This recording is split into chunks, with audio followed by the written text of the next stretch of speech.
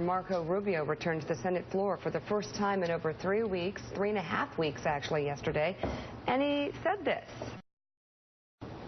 All we're saying in this bill is if you work at the VA and you aren't doing your job, they get to fire you.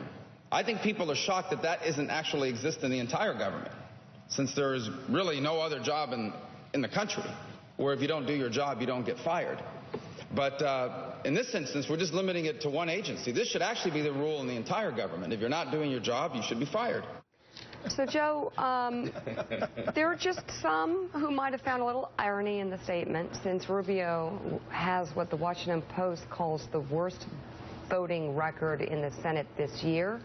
And NBC Meaning News... he hadn't showed up. That's what we mean. Yeah. Not that you don't like the vote, but just hadn't showed up. Oh, no, there's a no-show situation going on here. Right. An NBC News analysis found that he has missed 44% of floor votes since he announced his candidacy in April, while a report earlier this month found a quarter of Rubio's missed votes this year came, before he was a candidate.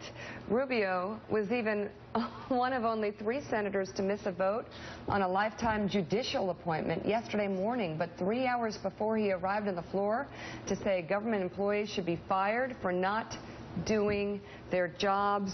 Mike Barnacle, is the snark that you hear in my voice a little over the top, or is this guy like very unself-aware? You know, it's a preposterous position he's taken, given the fact that he's been on the road, understandably on the road. You're running for president, you're on the road 2/3 of the time. But to stand up on the floor of the United States Senate and castigate others for not doing their jobs when you haven't been doing what is your job.